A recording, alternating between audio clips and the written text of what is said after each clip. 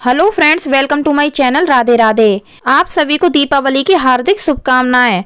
आज मैं आपके साथ में शेयर कर रही हूँ दीपावली की पूजन सामग्री। दिवाली की पूजा करने के लिए हमें चौकी चाहिए होती है या फिर पाटा चाहिए होता है, तो आप अपनी पूजा के अकॉर्डिंग चौकी छोटी या फिर बड़ी ले सकते हैं।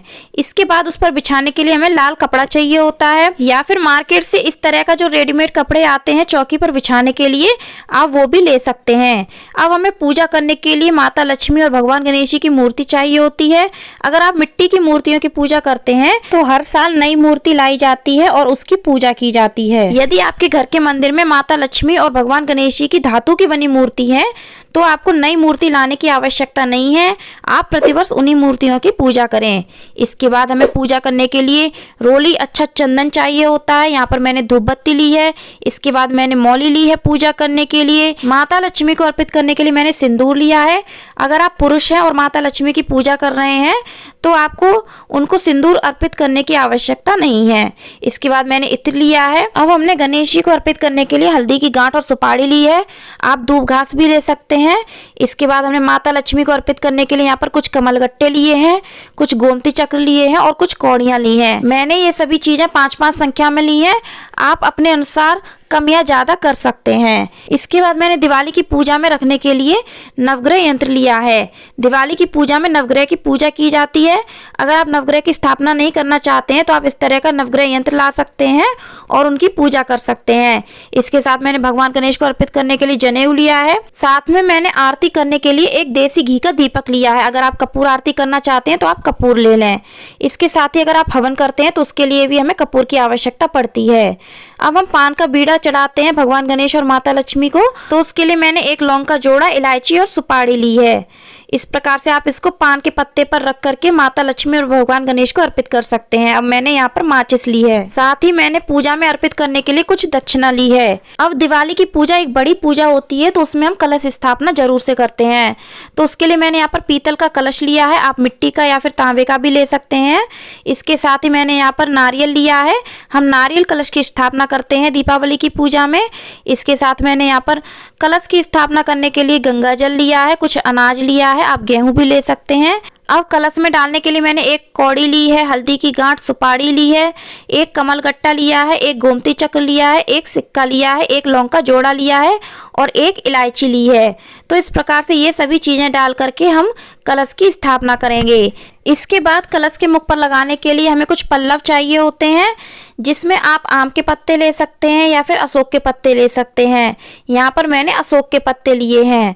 अब मैंने यहाँ पर दिवाली की पूजा में रखने के लिए खड़ा धनिया लिया है। खड़ा धनिया दिवाली और धनतेरस की पूजा में रखा जाता है। इसके बाद धनतेरस की पूजा में अगर आपने कोई सोने या फिर चांदी की चीज खरीदी थी तो उसकी पूजा या तो धनतेरस के दिन कर ली जाती है। अगर उस दिन नहीं की हो तो आप दिवाली के दिन भी कर सकते हैं। अगर आपने कोई बर्तन खरीदा हो धनतेरस के दिन तो उसकी पूजा भी आप दिवाली के दिन भी कर सकते हैं। तो यहाँ पर मैंने एक बर्तन भी रखा है और सोने या फिर चांदी की चीज रखी है। यदि आपने धनतेरस के दिन कोई नई वस्तु सोने चांदी की नहीं खरीदी है तो आप अपनी पुरानी ज्वेलरी की भी पूजा कर सकते हैं। इस दिन विशेष रूप से धन की ही पूजा की जाती है, तो आप पुरानी ज्वेलरी भी इस पूजा में रख सकते हैं और उसकी पूजा कर सकते हैं। इसके बाद मैंने यहाँ पर दिवाली की पूजा में रखने के लिए सप्त अनाज लिया है। सप्त अनाज के रूप में आप चना, मटर, राजमा, कुछ दालें भी ले सकते हैं और खड़े धनिया, चावल ले सकते हैं, जौ ले सकते हैं, गेहूं ले सकते हैं। इस प्रकार से आप सप्त अनाज दिवाली की पूजा में अर्पित कर सकते हैं, लेकिन ध्यान रखें जो भी आप अनाज अर्पित करें वो साबुत होना चाहिए। अब मैंने भोग में अर्पित करने के लिए खील बतासे लिए हैं, कुछ मिष्ठान लिए हैं। आप 2 तरह की मिठाई या फिर 5 तरह की मिठाई भी दिवाली की पूजा में अर्पित कर सकते हैं। इसके साथ ही मैंने यहाँ पर भोग में अर्पित करने के लिए फल लिए हैं। आप इस दिन 5 तरीके के फल अर्पित कर सकते हैं या फिर 2 तरीके के फल भी इस पूजा में अर्पित कर सकते हैं। इसके बाद अगर आप महिला हैं और माता लक्ष्मी की पूजा कर रही हैं तो उनको सुहाग की सामग्री जरूर दान करें। तो आप अपनी सामर्थ्य के अनुसार सुहाग की सामग्री माता लक्ष्मी को अर्पित कर सकती हैं। आप 16 श्रृंगार भी अर्पित कर सकती हैं। अब दिवाली की पूजा में अगर आप चाहते हैं तो हवन भी कर सकते हैं। वैसे हवन किया ही जाता है, तो उसके लिए आप लौंग ले लें, इलायची ले लें और धूप ले लें, साथ में देशी घी ले लें। इसके अलावा हवन करने के लिए हमें एक उपला चाहिए होता है। अगर आप आम की संविदाओं से हवन करना चाहते हैं तो आम की संविदाएं ले लें, साथ में हवन कुंड ले लें। अब पूजा में अर्पित करने के लिए हमें चाहिए होते हैं फूल।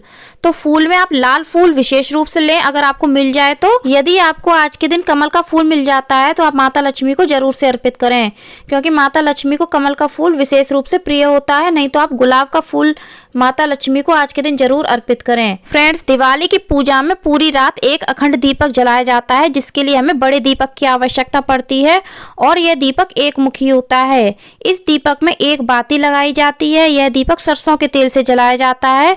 आप चाहें तो तिल के तेल से भी जला सकते हैं। इसके बाद दिवाली की पूजा करने के लिए हमें बहुत सारे मिट्टी के दीपक की आवश्यकता पड़ती है, जिसमें से कुछ दीपक तो हम भगवान के सामने जलाते हैं और कुछ दीपक हम अपने घर में जलाते हैं जगह जगह पर। और दिवाली की पूजा में ये सभी दीपक सरसों के तेल से जलाए जाते हैं, लेकिन अगर आप चाहते हैं तो आप तिल के तेल से भी जला सकते हैं। अब फ्रेंड्स, दिवाली की पूजा में नई झाड़ू की पूजा भी की जाती है। अगर आपने धनतेरस के दिन नई झाड़ू की पूजा नहीं की है तो आप दिवाली के दिन भी झाड़ू की पूजा कर सकते हैं। तो फ्रेंड्स, उम्मीद करती हूँ वीडियो आपको अच्छा लगा होगा। वीडियो अच्छा लगा हो तो कमेंट करके जरूर बताइएगा। अपने फैमिली और फ्रेंड्स में ज़्यादा से ज़्यादा शेयर करिएगा। चैनल को सब्सक्राइब करिएगा, बेल आइकन को प्रेस करिएगा। कमेंट में ओम गंगणपतये नमः, ओम श्री महालक्ष्मी नमः अवश्य लिखिएगा। धन्यवाद। हैप्पी दिवाली।